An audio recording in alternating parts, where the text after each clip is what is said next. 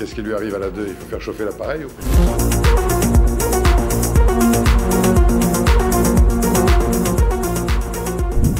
Nous sommes effectivement au temps de Noël. Le Noël, c'est beaucoup la fête des enfants. Et je crois que ce qui doit habiter la préoccupation de chacun, c'est le monde que l'on laisse, dans quel monde ces enfants vont s'épanouir. Et nous voyons bien qu'il y a, nous vivons en fait une crise multiforme. Nous avons la guerre de Poutine en Ukraine, et donc finalement la guerre au sens classique qui se rapproche de l'Europe. Nous avons la crise écologique. Alors c'est quelque chose qu'on n'a pas eu le temps d'évoquer, mais il se trouve que l'industrie du médicament, c'est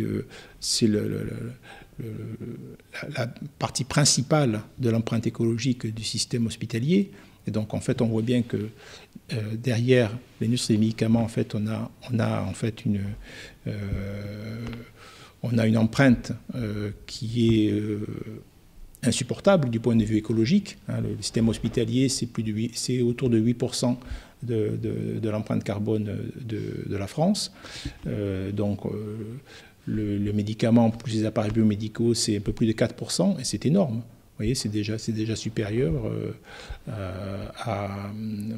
c'est de l'ordre des voyages en avion, vous voyez. Et donc, on a un modèle de santé qui n'est pas supportable sur le long terme. Et on voit bien que l'industrie des médicaments est un obstacle finalement pour penser à une autre pratique de santé.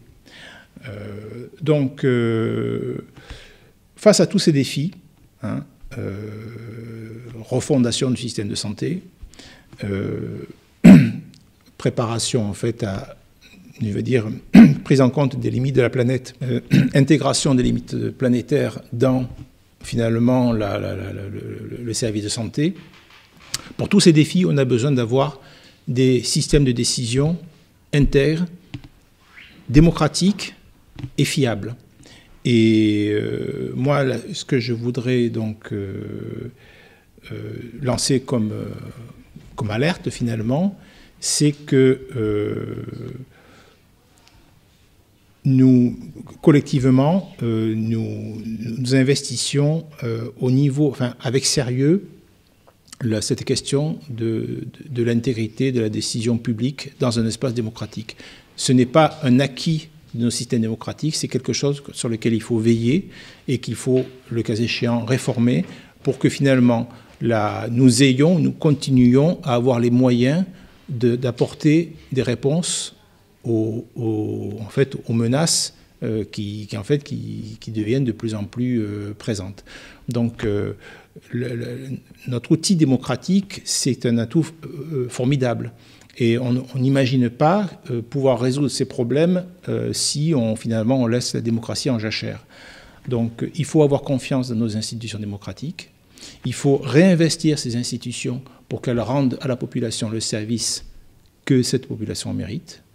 Et ce n'est pas l'affaire des fonctionnaires, ce n'est pas l'affaire des quelques lanceurs d'alerte qui s'exposent personnellement pour que, dans cette perspective-là, c'est l'affaire de chacun de nous. Donc, aux fonctionnaires, rappelez-vous vos missions, et aux citoyens, organisez-vous, faites-vous entendre. La démocratie, c'est d'abord la possibilité donnée à chaque citoyen de prendre ses affaires en main.